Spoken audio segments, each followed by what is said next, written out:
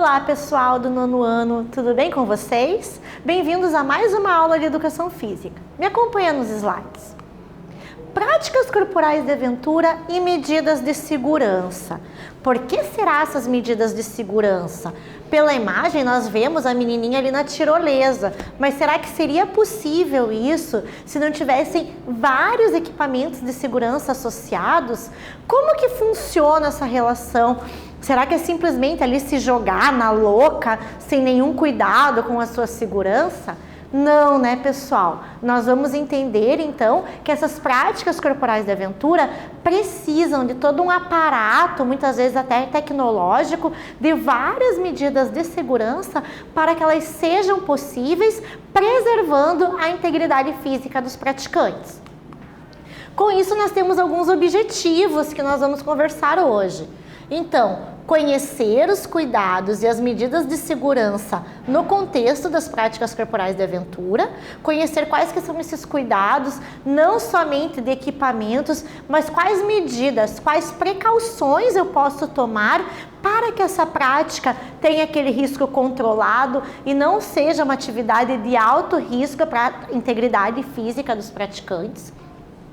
Reconhecer como deve ser a conduta do praticante das práticas corporais de aventura em relação à sua segurança. Então, nós vamos entender e reconhecer como esse praticante deve agir, o que ele deve fazer para que ele preserve a sua segurança e também possivelmente a segurança de outras pessoas que estejam realizando a prática ali com ele, porque às vezes se você se coloca em risco, você acaba colocando também o outro em risco, porque na ânsia de te ajudar, essa outra pessoa às vezes ela vai acabar se descuidando e eu vou ter duas pessoas em risco e uma situação que poderia ser evitável se todo mundo pensasse na sua conduta e na sua responsabilidade em relação à segurança. Então, o que nós sabemos já? Avaliar os riscos e agir com responsabilidade e segurança é tarefa do praticante de atividades corporais de aventura. Então, foi bem o que nós conversamos, cada um é responsável, tem que ter essa conduta, essa responsabilidade para garantir a sua segurança e a segurança do grupo. Se eu me coloco em risco, eu não estou colocando apenas eu em risco, mas sim o grupo inteiro. E o que você sabe sobre essas medidas de segurança? Quais que são essas medidas? Elas estão associadas somente a equipamentos ou será que algumas condutas pessoais também contribuem para a melhora dessa segurança? E você já presenciou algum acidente? Algum momento você estava realizando alguma prática corporal de aventura? Já presenciou ou assistindo e viu alguém cair? Alguém que talvez foi fazer alguma manobra muito radical no skate, essa pessoa não estava acostumada e acabou caindo?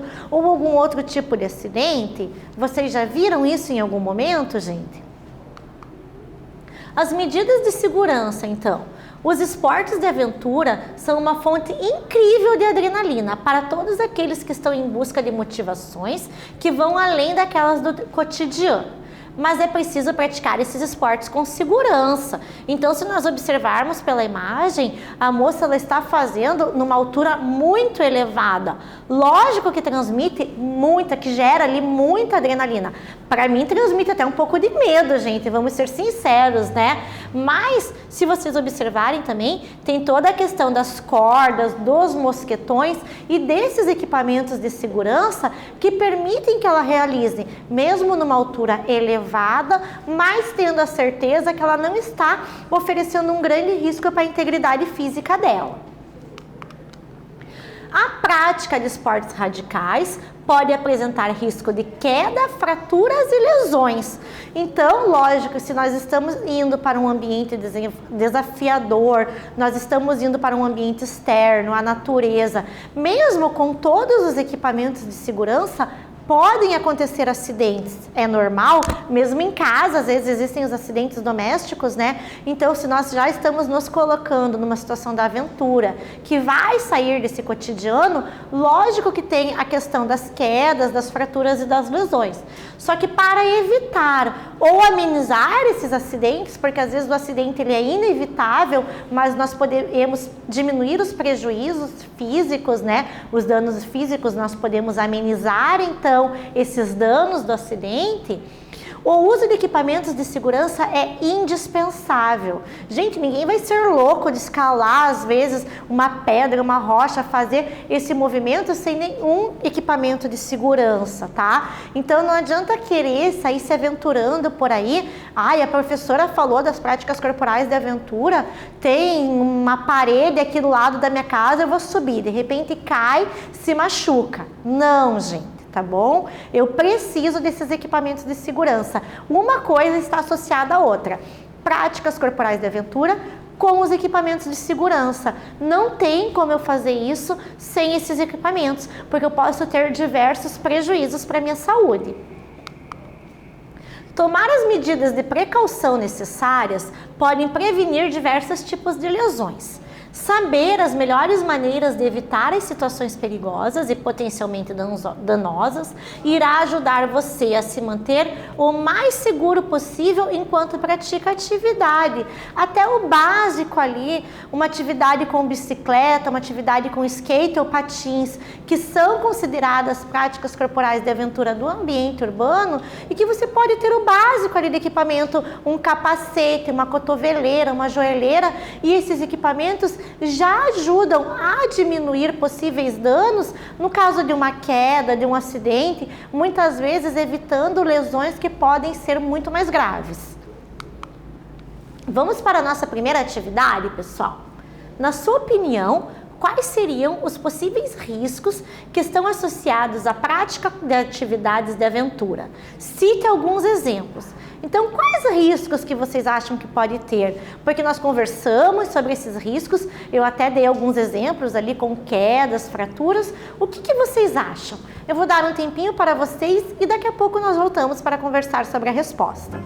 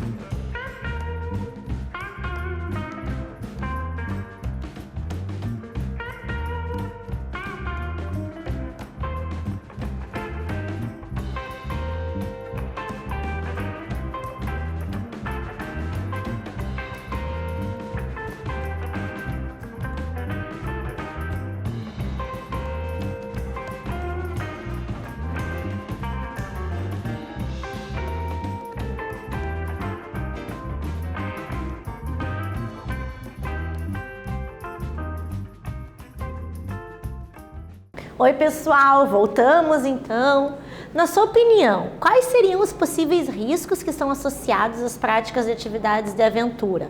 Conseguiram pensar em alguns exemplos? Quais são esses riscos?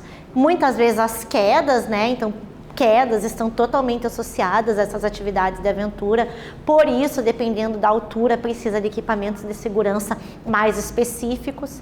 Dependendo da atividade, um capacete já resolve o problema, né? Lesões, torções de tornozelos. Se a atividade é realizada numa mata mais fechada, até a questão de picadas de insetos e alguns animais também estão associados a esses danos, esses riscos para a saúde, né? Questões climáticas, então, se vocês realizam essa atividade num ambiente muito frio, algumas dessas atividades acabam sendo praticadas na neve, então a pessoa pode ter uma hipotermia ou, no outro extremo, uma desidratação, quando a pessoa não se hidrata durante essa atividade, né? Então esses são alguns dos exemplos de riscos que podem estar associados a essas práticas. Por isso, a importância de observar todas as medidas de segurança específicas daquela prática que você escolher antes de você começar a atividade. Então, algumas dessas medidas de segurança. Evite fazer esportes de aventura sozinho. A maioria dos esportes são geralmente mais divertidos quando você está praticando em grupo. Então, não somente pela segurança, porque se você está em grupo a atividade acaba sendo mais divertida, mas se você está acompanhado e você tem uma queda, uma lesão, você tem todo um grupo envolvido que vai ajudar ali na hora de te dar esse suporte. Praticar sozinho nem sempre é uma boa opção, pois as chances de se machucar nesse esporte é maior. Portanto, as pessoas podem cuidar e proteger umas às outras, que foi o que nós acabamos de conversar. Como, por exemplo, é maior a chance de eu me machucar numa escalada do que numa caminhada, se eu estou praticando essa escalada acompanhado e eu me machuco, eu tenho esse grupo que vai ajudar a proteger, a cuidar e até a sair dessa situação um pouquinho mais difícil. Se um acidente ocorrer, será muito mais fácil conseguir ajuda com pessoas ao seu redor. Muitas vezes, quando vocês estão praticando essas atividades de aventura, estão em locais isolados, às vezes nem sinal de celular tem. Se você está sozinho e você se machuca e você não consegue se locomover, às vezes você fica isolado ali e você vai ter prejuízos como fome, desidratação, que não são nem só por conta do acidente. Já se você está em grupo, a chance de alguém conseguir sair do grupo e buscar uma ajuda e trazer essa ajuda aumenta ali o tempo, né? Quer dizer, diminui o tempo necessário para esse socorro, para esse salvamento, e vocês conseguem sair dessa situação de uma forma mais rápida e mais eficiente. Outra vantagem é que você pode ver as habilidades diferentes de cada pessoa. Então, se eu estou praticando uma atividade com outras pessoas, eu consigo ver e daí até copiar, né? Tentar entender quais que são as habilidades das outras pessoas e incorporar isso também para a minha prática. Aprender com os erros e os acertos de seus companheiros.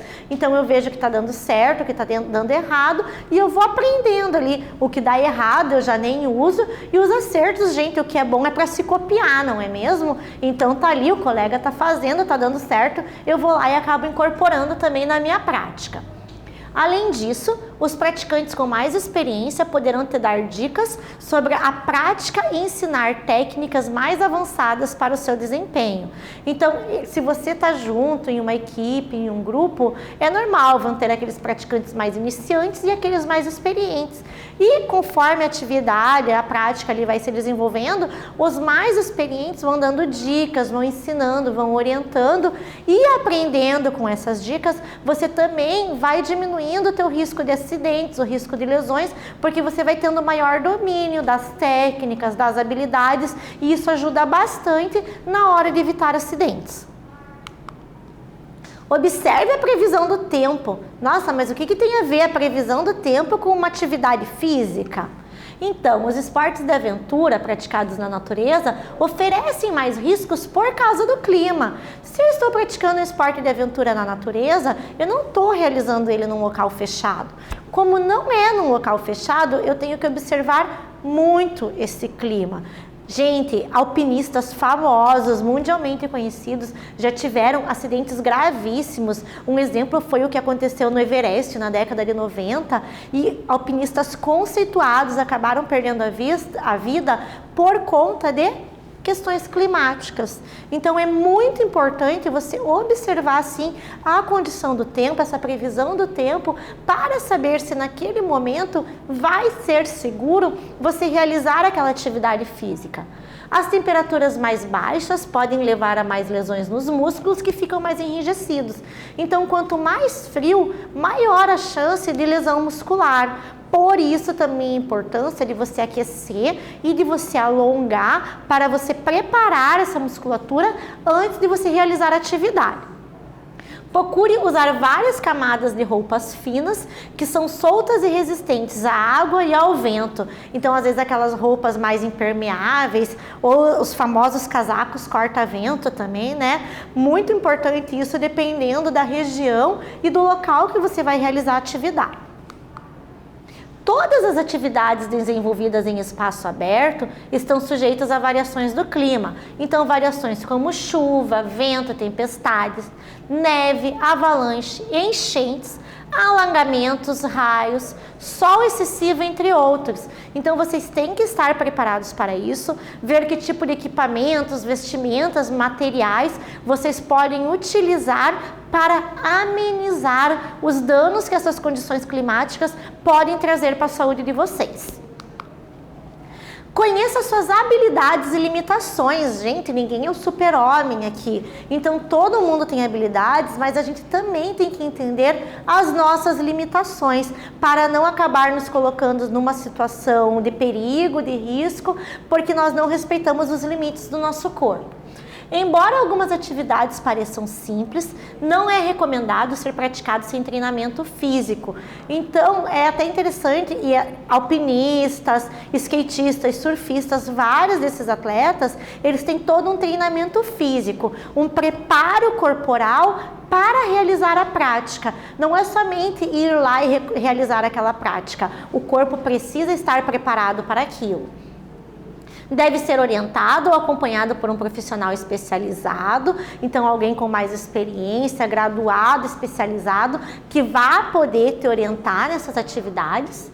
E um dos motivos mais comuns de lesões se dá quando praticantes tentam fazer algo que vai além de suas capacidades. Então, você sabe que você não consegue realizar aquela atividade, você sabe que você não consegue realizar aquela manobra no skate ou aquela manobra na bicicleta, mas mesmo assim você vai lá, você insiste e você tenta. E é nesse momento que você vai ter a queda e às vezes você vai ter lesões graves que poderiam ter sido evitadas.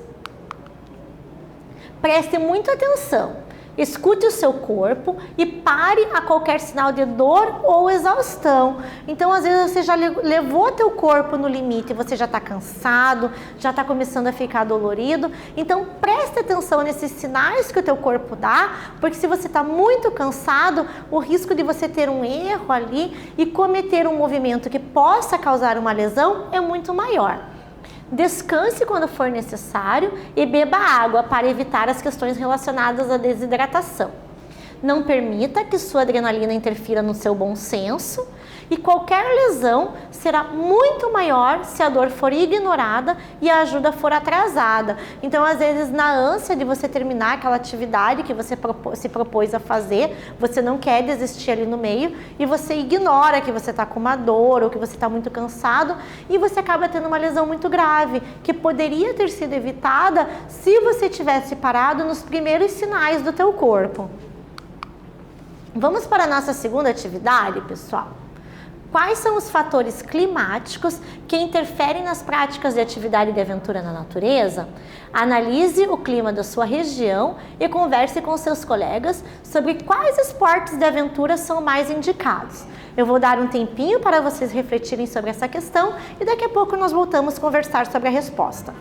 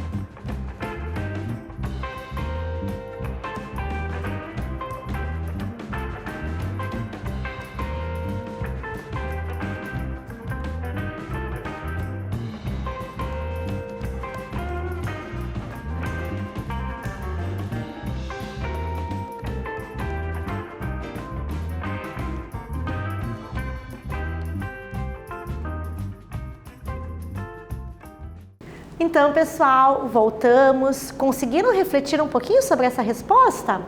Quais são os fatores climáticos que interferem nas práticas de atividades de aventura na natureza?